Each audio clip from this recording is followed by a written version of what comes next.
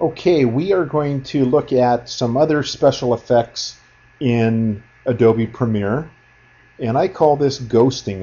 It's kind of a cool effect, and what you need is you need a still image of the scene, you need something moving in the scene, and then the still image again, and it'll look something like this when you're done. And it's real quick. It's only about 8 seconds long, so you're going to have to really keep your eyes on what's happening. But I'm going to go ahead and hit the play button. This is the result we're going to get, and then we're going to go do this. So here we go.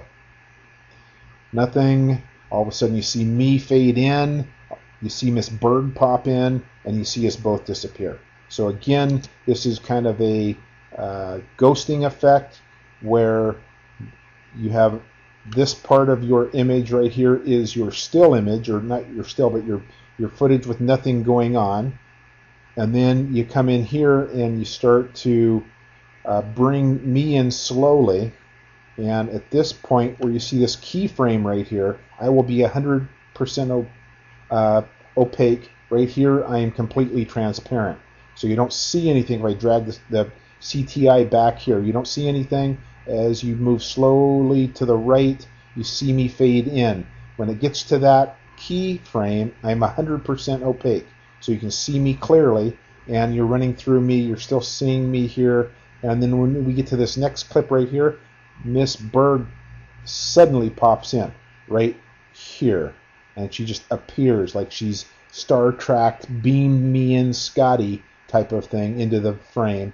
And then here we both get beamed out. So that's how it's done. I'll show you how to do this as we get started.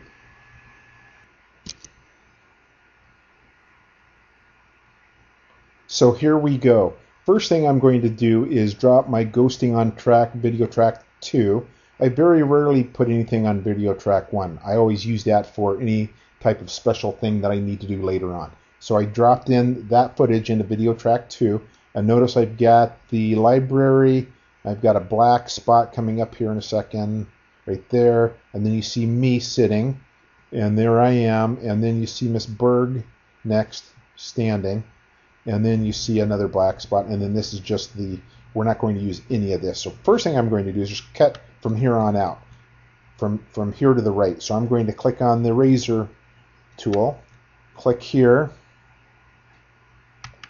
grab my selection tool again, click here and just hit the delete key. I don't need this footage here. So I'm going to delete this, hit the delete key on the keyboard.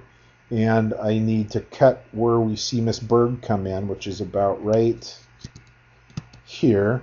Go back to the razor, clip that right there, come in here. We don't need this black anymore, so we're going to roll to the edge of the black. Looks like about right there. Again, grab the razor, cut right here, grab the selection tool, highlight this piece right here, and then hit the delete key on the keyboard. It disappears.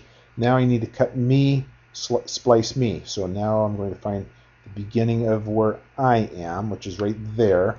Grab the razor tool, splice it. Oops, undo, splice that right there.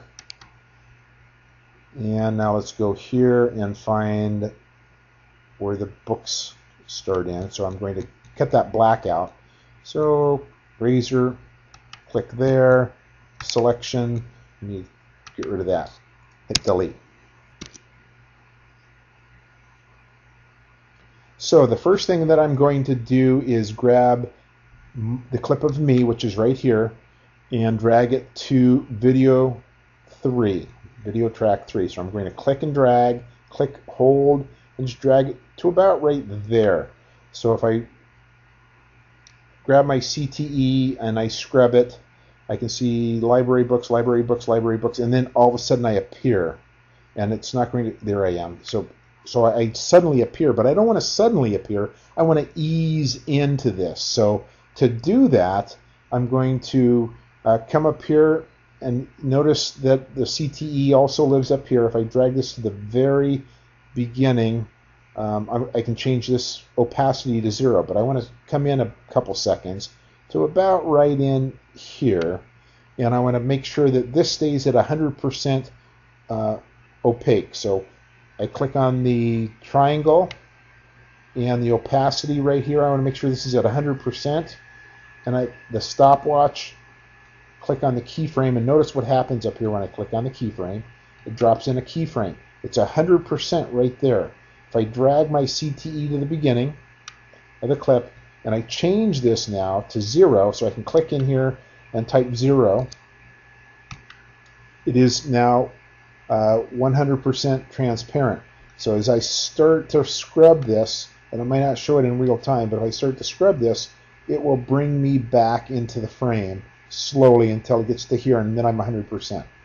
I may have to render this because my computer's starting to bog down, but notice that I have a red line. I can render that, and I'm at 100% from this point on, and it'll stay at 100% until I change it. And so I'm going to come now and drag Miss Berg into video track 3 as well. So I'm going to grab, click, and drag and drop this here.